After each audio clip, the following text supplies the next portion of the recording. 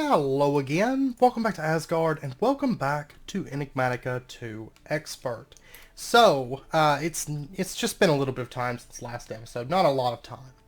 And of course, last episode, we set up the base of the reactor, and we set up our fuel automation system. Most of this, all of this, is probably going to end up getting moved around a bit, once I don't have to rely on RTGs for power. Because right now, power situation is pretty bad, so everything's kind of a mess over here, but it works, and it's creating our fuel for us. And then eventually this is actually going to get moved from this crafter, of course, and automatically deposited into our fission reactor, and I'm actually probably going to use golems, I think, for that. Because I quite like golems. They're just kind of cool. So anyways, today we're going to pick back up with that. We are going to start working on filling the reactor with its guts, basically. Everything that needs to go into the reactor for it to increase in efficiency, increase in power generation, and cut down on some of the heat produced. So the very first thing that we need to make is we need to make a lot of graphite blocks. Like a whole bunch of graphite blocks. So let's go ahead and order ourselves, let's start with like 40. I can make more than that. I'm thinking that's going to be enough coal. If not, that's fine because I have coal ore in here. So, I mean, I can get more coal pretty easily, but because basically I just build up a tower with the builder's wand and, you know, break it. So, anyways, let's go ahead and dig into this. And our graphite blocks, we are going to place them next to the reactor cells. And anything from Nuclearcraft you can just hold shift on. You can see all the information on it. But I know I talked about this last episode, but graphite, basically it's going to increase the efficiency of adjacent reactor cells. However, it also produces more heat, which is fine. I'm not too worried about the heat. So what we're going to do is we're going to take our graphite. There was another graphite. Extreme Reactors one. I actually like the way it looks a bit more, so I think I'm going to change all this over into Extreme Reactors graphite. You can use either one. If you hold shift right there, it still has the effects. It is ore dictionaried and does work, but I like that graphite texture a lot more. We're going to go ahead and build up lines of graphite, completely encasing our reactor cells. So, I mean, technically you could get it a little bit more efficient if you had graphite on top and on bottom, but then your reactor design kind of becomes like a cluttered mess. And this is going to, it's going to look pretty nice, I think, for a reactor. And it's going to be pretty effective as well. So, okay, I already need more graphite. I'm going to go ahead and order like another 40 blocks. If I don't use it here, I will end up using it, for other stuff. So I'm not too concerned about that. Okay, so there is our graphite. There's our graphite blocks. And we'll go ahead and build that up. I do plan on using some graphite in a build coming up here soon. Actually in this area too. So, just for decorative purposes. Graphite's cheap. I mean, coal is like, coal is coal. It's easy. So, okay, so there we go. We are completely encased with graphite. All the way to the edge here. And if we take a look, we are now producing 24,925 heat per tick. Massive amount of heat generation. But we are producing 71,400 RF per tick, which isn't too bad. It's not too bad with our first reactor. This is like our first RF generation system. It's not just an RTG or something like that. It's our first one, so yay. Anyways, we need to get those heat units down because right now they are pretty bad. That's going to be a really rough reactor to run because it's just too hot. So what we're going to do is we're going to make coolers. And there's a bunch of different ones here. All of these are coolers. That's different type of cooler. But from the magnesium cooler all the way down to the water cooler. These are all cooler types. And if you hold shift, you can see basically how much heat per tick that they cool. As well as the stuff that you need to take into account with it. So, like Emerald Cooler, for example, it must touch at least one active moderator block and one reactive cell. Reactor cells, of course, are what we just had down whenever we started. That's where basically fuel source goes into. technically. You can't actually visually see it go in there, but that's where it goes.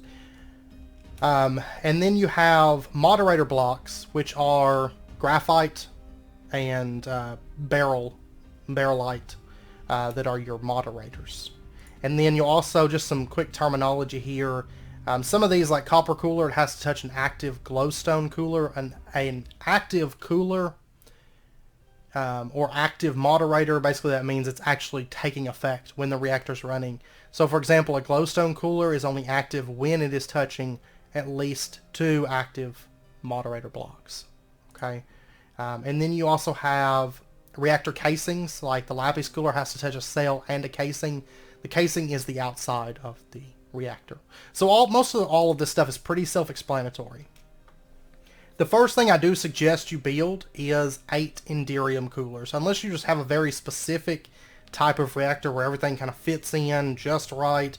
Even then, generally, you're not going to find better than 140 heat units per tick. There's only a few things that do 140, and that's like Indium, Cryothium. Cryothium must touch at least 2 reactor cells for it to take effect. Emerald has to touch an active moderator and a reactor cell. And I think those are the only 3 140. Yeah. So we're going to go ahead and just go straight for... Well, actually, first up, we need to automate... the reason I had this open, we need to automate this right here. Empty coolers. They take tough alloy and steel. So we'll go ahead and teach you how to make that. And let me go ahead and get 8 of these. And we'll just drop this right into here. And then the first thing I want to make is Indium Coolers.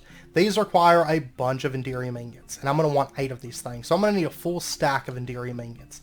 It's pretty expensive, but that's okay. It's nothing that we can't handle. I'm going to make it through Tinker's Construct. So if we were to alloy together resonant ender, platinum, and lead, we're going to get Indium. So I'm going to need all of that stuff. And let's go ahead and pop down... See what is in here. Manulin and demon metal. Okay, I can leave that in there. Let's go ahead and dump in this. It smells so quick. Platinum does take a little while, but that's okay. And I think ender pearls are actually pretty quick as well. So there's our platinum. Oh, can it not smelt ender pearls? It cannot. Okay. Let's see, the melter can do it. It can make the resonant ender. The centrifuge, no, it's not going to be something. Centrifugal separator, magma crucible, which is going to take thermal. So, I mean, technically we could pull this off, but we are going to go with the melter. So, because we're going to need this for our quest anyway, that's no biggie. Okay, so the melter. We're going to need that.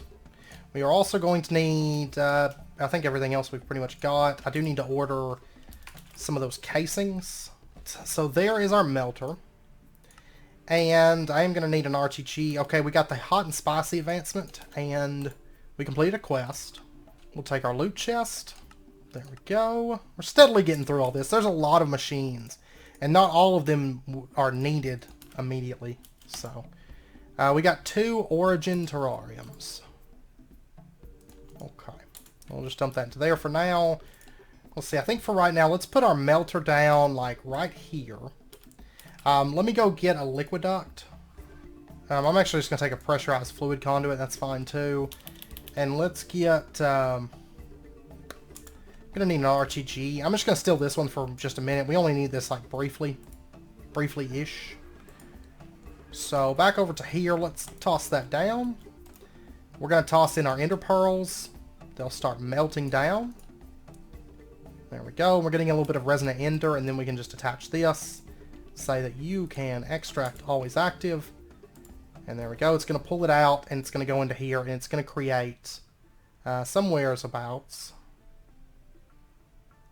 Right here. Molten Indium. That's what we want.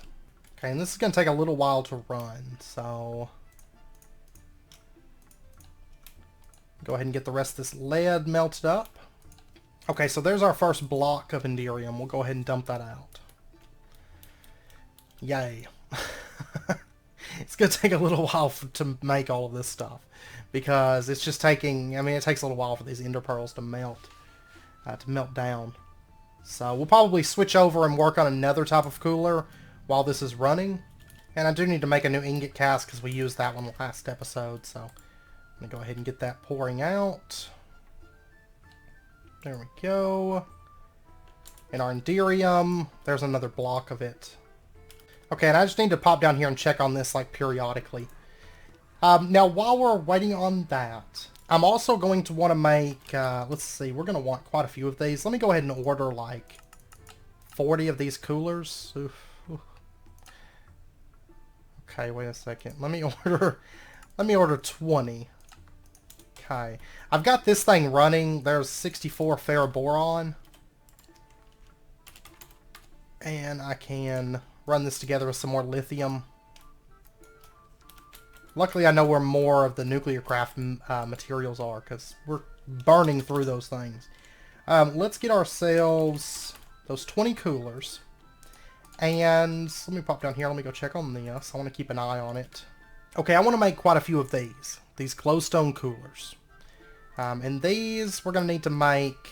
I'll just make a stack of that. That'll be fine. Because we can break it down. We can break it back down, so... and then let's go ahead and get 20 Glowstone Coolers to start with. I think we're going to need more than that. But the Glowstone Coolers, all they require is they must touch at least 2 active moderator blocks. So in this case, that would be like our graphite, which is what we're going to be using it. So if we take a look right now, it's 24,925 heat units per tick. That's what's not being cooled. And so if we put this down, like that. Oh, or wait, it doesn't need to go there, I'm sorry. Yeah, it does. Yeah, it does. It's touching the one back there, so we're going to put that right there. And then we're going to follow through right here. And then again, I'm going to need 22 of these in total, it looks like. No, I'm sorry. 56. 56 in total. Ugh, okay. Well, if we take a look now, you can see we're down to 22,525 heat units. So it doesn't really feel like it's making a dent. It is. It's expensive. It's very, very expensive. So I'm going to need a whole lot more tough alloy. All right, let me go ahead and order like 20 more coolers. And this is just like the first step. It's the worst part. It's so expensive. It really, really is. Okay, there's some more Enderium blocks. We've got 2 blocks worth in here. Is that done at the moment? No, it's still melting. Okay. Well, we're steadily getting through it.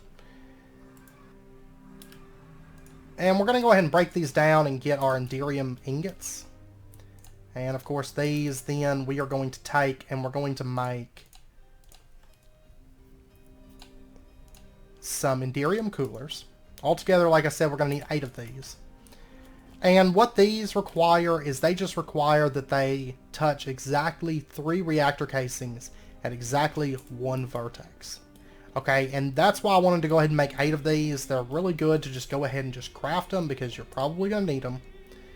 And put them right here in these corners. So there's 1, 2, 3 casings. Exactly 3. You can place them right in there. And it's 140 heat units per tick. It's a really, really easy, just basically gimme for your reactor. They are a little bit expensive, but it's not too bad. And honestly, Enderium's only expensive for a little while anyways. It's really not that expensive.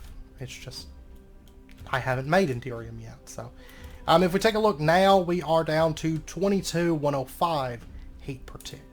So it's steadily getting there, but it's a lot of heat we got to cut down on, in truth. So, alright, and we got some more coolers. There we go. There's 12 more. Let me get some more glowstone. Okay, there's 20 more. And I'm going to need another, well, I'll tell you what, let's go ahead and order another 20. I don't need 20 more. I think I need 16 more glowstone coolers. So we're almost done with glowstone coolers. Kind of. And remember, you can put a door that leads into your reactor. So I could have spaced this out a little bit more and just had a door where you enter and you can run all the way around it. But I figured it was a little bit nicer if we went ahead and just used up all the space inside. realistically, I don't think you'd be going inside of a reactor and walking around in it. So, I need 14 more. Okay, glowstone is in, and those do emit light as well, as you can tell. I'm actually missing 2 up here. Okay, that's where... I was thinking I needed 16 more, but then it was like, well, I think I only need 14 now.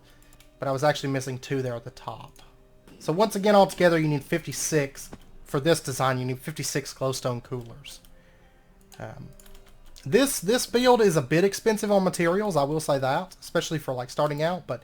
I mean, it's pretty efficient. Okay, so we're now down to 17,785 heat units per tick. And I still need 5 more Indium Coolers. Okay, well anyways, the next thing we're going to need to do is we need to make more coolers, of course. Let's see, there's some more tough alloy. Let's go ahead and make ourselves, let's do another like 20 of these. We're still a long ways from being done, so... I want to make some water coolers, and these are actually pretty easy. They just require water buckets. Let's start with the copper. Altogether, we're going to need 20 of the coppers. Let me just do that. There we go. These are pretty cheap and easy. And I need more... Oh, gosh. I'm killing my steel production at the moment. This isn't good. Okay, let me get a little bit more of that. And let me get a little bit more boron. We're going to make another stack of that. I've got more steel running. I need to go check on it, but I wasn't running any steel for a while because we had so much of it, and then we hit Nuclearcraft and it's just like boom, it's gone, you know. Oh, okay, so Indium Cooler right there. Let me go ahead and just do this. And then we're going to have these copper coolers, and they're going to run just right along like that in each corner. All they require is they have to be next to an active glowstone cooler. Now these only cool 60 heat units per tick, but they don't really require much to be able to run. So that's why we're using 20 of these in our corners. And I'm not going to put those 2 in right this second. I'm going to wait to put in those 4 on this side. So, but now right now we're down to 16,545 heat per tick. So we're steadily getting there. And then the next thing we need to make more coolers. We need to make, let's see, give me just a second. I'm going to make up some more tough alloys, and this might actually take a little bit. And I'm going to get the rest of those Indium ones done, because those just go in every single corner. We need one, which actually here those are, right here. Those are actually probably the most expensive. We've got most of the expensive ones done, because the rest, all we're going to be using is some water, quartz, and diamond. Is all that we're going to be using. But it's just coolers are getting expensive because I'm running low on steel and such. So, anyways, we'll go ahead and put that back, and let's see. We are currently down to 16,125 heat per tick. Okay, I'll be back once I get, altogether I'm going to need 70. Oh gosh. I need 70 coolers. And I mean, I've got some made up over here, and I mean, I'm about to make some more tough alloy. But yeah, altogether I need 70 coolers. Okay, I've got some more tough alloy running, and I've got coolers. Let's see, we should be able to make like another 8. I'm sorry. Another 6. We've almost got enough coolers. Just about. I think we need another 56 total. There we go. And I did go ahead and craft up our water coolers. These are just coolers with a bucket of water. These are like the bottom of the bottom. They only do 20 heat units per tick, but we're going to use these to, basically in order to use stronger coolers. So then what we need to do is we need to make ourselves 28 quartz coolers. So these right here. Let's do that. This takes nether quartz dust. Okay. There's 28. Let's go ahead. Okay, I need more. I need a lot more quartz. Just go ahead and order 200. Luckily it crafts like crazy fast. There we go. There we go. There's 28 quartz coolers. Awesome. And then I also need 28 diamond coolers. These right here. So there we go. It's a bit of diamonds, but diamonds in this pack are a dime a dozen. A diamond a dozen. Well, we've got 332 left, so that's not too bad. Okay, the Quartz Coolers, they restore 80 heat per tick, and they must touch at least one active moderator block, which of course in this case is our graphite. The Diamond Coolers, 120 heat per tick, but they have to touch an active water cooler and an active quartz cooler. Okay, so then what we're going to do, let's pop back over here, and we are ready to put in the rest of these coolers and call this reactor, at least from a design aspect, it'll be done. Okay, so let's go ahead, we'll put our copper right there. We are going to put down quartz, and it's going to touch these graphite blocks, because if you recall, one active moderator block. So we're just going to run this straight up like that, and then on the other side, straight up like that. And then we need to pop around to the back side here. Just going to go ahead and dig this stuff out. And we'll get right back in here. Let me go ahead and finish putting in the copper. And then we'll do the quartz. Like that. And then the quartz. Like that. Okay. And then our diamond coolers are going to go right next to the quartz. So we'll just run them down like that. And it's kind of, I love the way that you do the reactors, because it does take a bit of thought. It takes a, I think there's actually a reactor planner out now, but even still, you end up playing around with the design a lot, and test world is how I do it. But you end up playing around with the design a lot, and it just takes a lot more effort than, say, big reactors. I think big reactors would see a lot more like effort put into it if it actually caused bad effects if you overheat it, but it doesn't, so you just build whatever. Then we're going to run water right down the center like that. That's what it's going to look like from the outside. Like that. And then on the other side over here, we'll do the same thing. We got to run the water down like that. Of course, you're not going to see this side. And then put the reactor casings on. There we go. And that is 100% done. From, you know, it's in terms of the reactor itself. That's what it's going to look like. And if we take a look in here, we are producing 71,400 RF per tick. We are producing 10,005 heat per tick. So we're actually generating a lot more heat than, you know, you can actually build reactors that have negative or 0 heat per tick.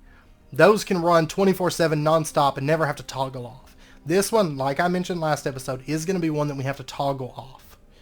You can see the cooling rate is about 15,000 heat per tick. The heat multiplier is 1,582.5%. The efficiency is really high. So, I mean, you can see it runs for 86 seconds per fuel. And it produces 71,400 RF per tick. You don't have to worry too much about the heat if you notice that it can store up to 6 million heat. So, I mean, this reactor is going to run for a bit before it has to toggle off. But it is going to have to toggle on and off.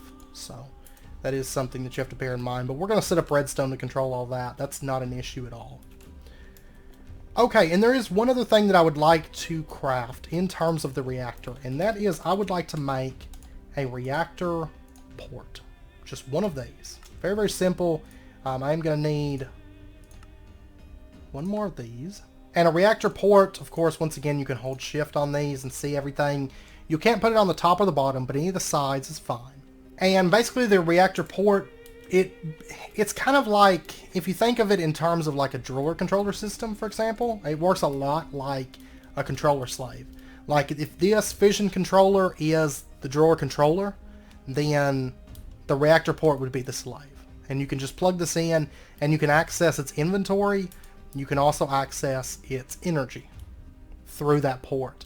And we're going to put our port setting just right here. And we need to make sure, one thing we need to make sure of is that it's actually this side needs to be facing in. So let's go ahead and just break that off. Let's do that. We want that side to be facing in towards the reactor. So, and then we'll just replace that, and that. Okay. So this is done. As far as the reactor goes, aside from just putting blocks on the corners, the reactor itself is completely done now. We're not going to add anything else to the actual reactor design. Unless I do patterns in the glass or something like that, which I probably won't. I might actually do some chisels and bits and make the glass a little, like, pop a little bit more. I don't know. But, yeah, this is done. This is done. And if you're building along with me, you can breathe a sigh of relief now, because the expensive part of this, well, the most expensive part of this is done. Okay? So, let me go ahead and get some comparators. I really just need like one. There is a little bit more to this. But let's go ahead and get ourselves a lever. We're going to actually turn this thing on so you can see it run for just a second. We're going to turn it right back off, but we are going to turn it on just briefly. I want to see if this works. If it'll read from the port as to the heat level. So if we put a lever on this, all it takes to turn it on is just redstone. So apply some redstone and we let this thing start running. You can see the heat is steadily building up. The energy is very quickly building up. Okay, and it doesn't look like, yeah, see, it's not reading from there. But you can see the heat drops. Your cooling rate, it's still going to cool even when your reactor's offline. But of course, it's only going to produce power. And then this is measured by 1000 RF. So the buffer in this is 15,680,000 RF. Okay, it's not, we don't just have 10,000 RF in here. Let's go ahead and pull this stuff up. And let's instead replace this. We're going to put this right over here. And we're going to put down a... Is that where I want to do it? Yeah, that'll be good. So we're going to put that right there. And we're going to have this come out like that. And now if we were to put a lever on this and we ran it for just a second. And we'll let the heat start to build up. You can see we have a redstone power of 2 at the moment. Okay, and there's 6 and so on. Let's go ahead and turn that off. We want the heat to stop. It's not actually generating any power right now because it's just being wasted. That's fine. Let's pull that off. There we go. Okay, so what we're going to have to do is we're going to have to read the redstone off of the fission controller. So actually, I guess I need to put this back. We're going to put that back on there. And let's open this up just a little bit, because we're going to need a little bit of a workspace here to handle all the redstone that we need to do. And this is all going to be kind of hidden away once the reactor's done and everything. But what we're going to do is we're going to pull the redstone out, and we're not going to have it go very far. If the heat gets up very high, I want it to shut off. Okay, so there's 1, 2, 3, 4.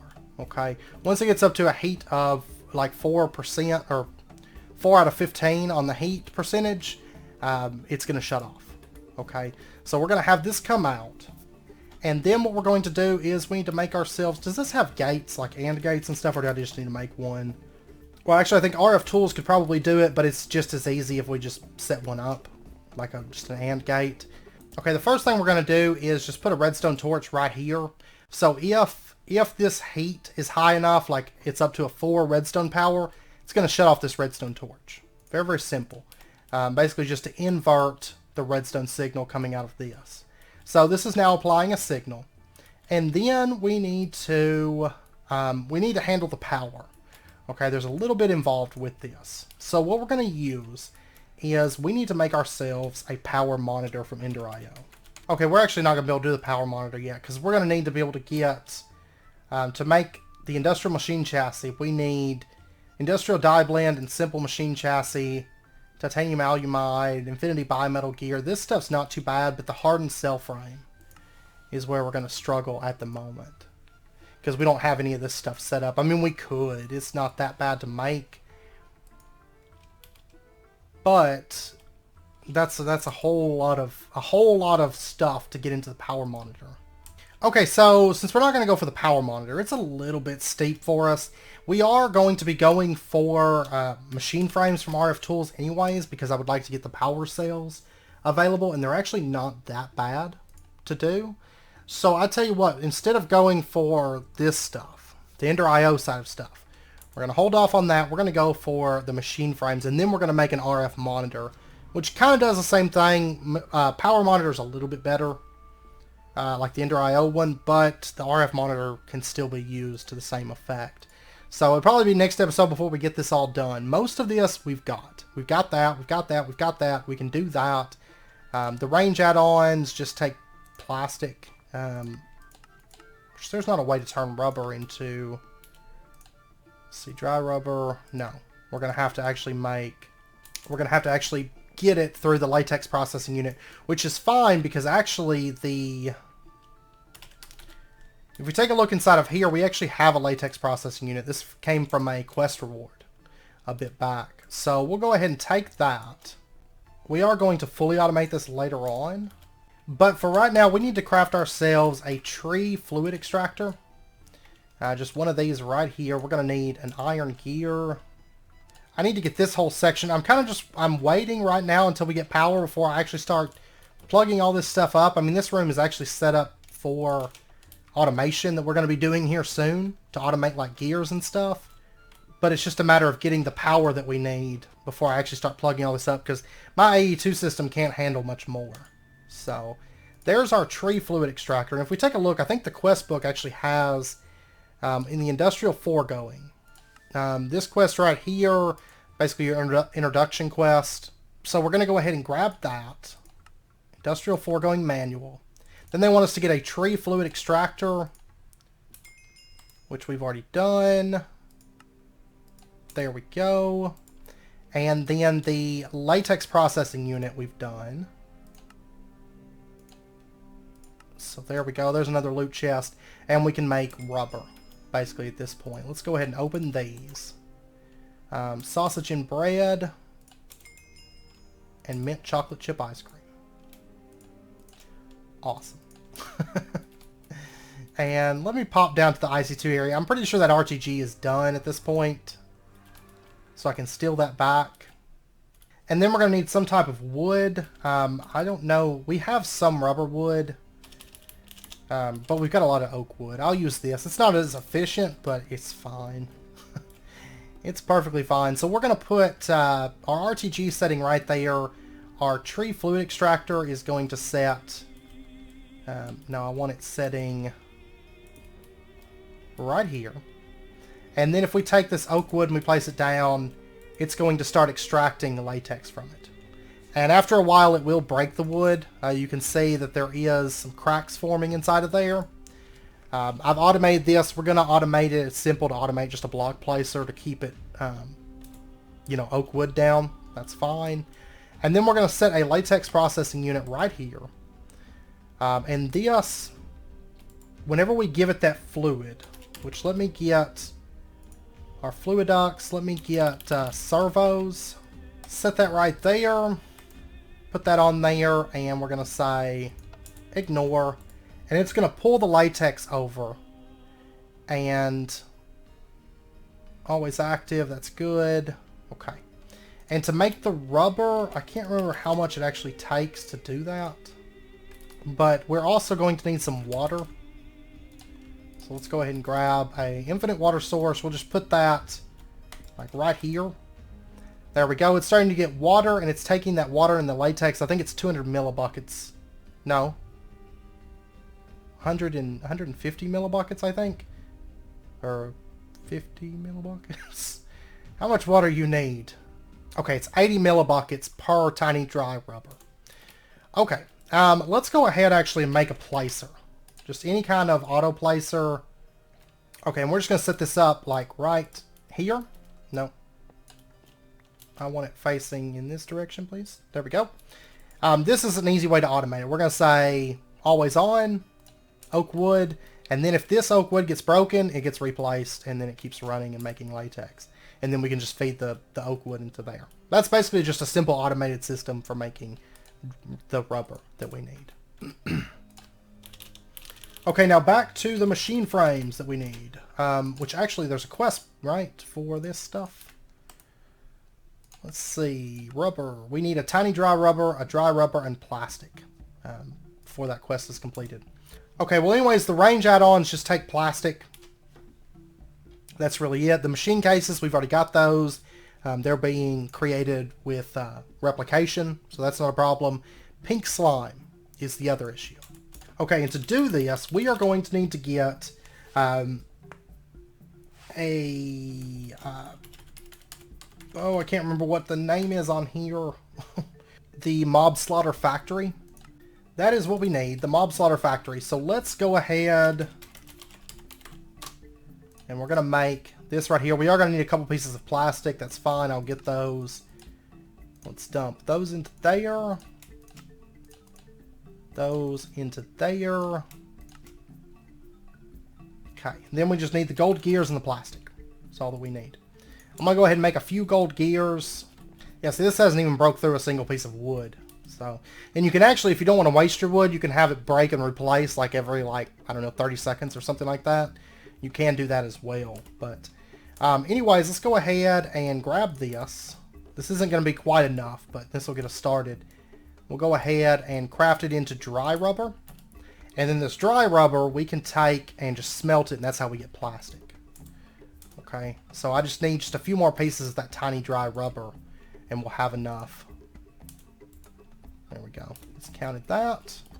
I think the mob slaughter was 2, yeah, it was 2 plastic. That's the thing, burning through this pack, like as far as the gates and stuff go, it's super easy. If you want to just like get through all the gates and everything, it actually doesn't take all that long, but it's not too bad anyways. I like how we're doing Nuclearcraft. Nuclearcraft's right there.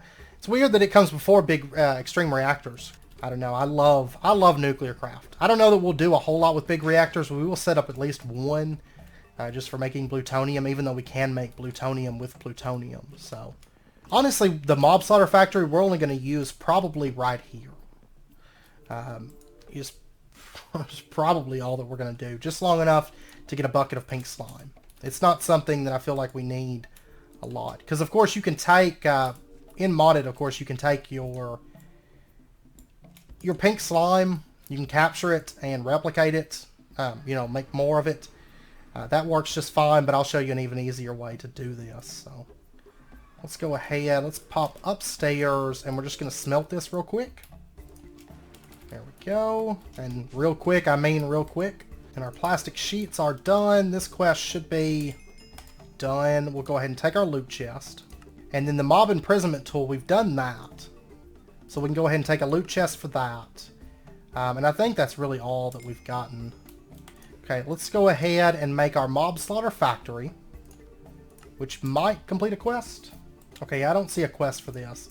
What do we got in our loot chest? We got a compact cobblestone generator and a robot. And we'll just pop up here. Usually there's a lot of Endermen around here. There is. That's great. And what we'll do is we'll just set up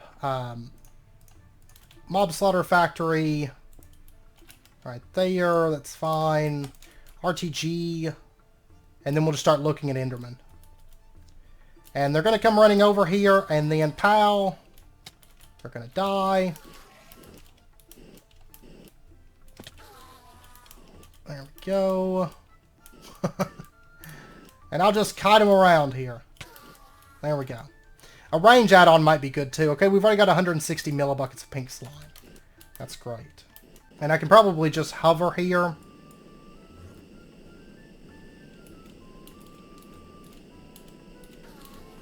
Yep, and if I hover right there, they're just going to run straight to the mob slaughter factory. There we go. Okay. And I'll be back once we get the pink slime that we need. I need a bucket's worth, basically. Okay, I am going to end out this episode here, and we will resume next episode. Because I kind of had a little bit of a run on. I was just kind of like focused, you know, working on stuff. But I will say, next episode we get the reactor up and running, the redstone done, the power transfer done, and everything is wonderful. Everything is wonderful. So, anyways, I hope you guys enjoyed the episode. And I hope to see you guys for part 2. Or I guess technically it's part 3, working on the Nuclearcraft reactor. But anyways, if you guys enjoyed the video, be sure and hit that like button. And go ahead and subscribe if you're not already, to stay updated with when new videos come out. And I hope to see you guys next time. So until then, as always, do take care. Stay safe. I'll see you guys then.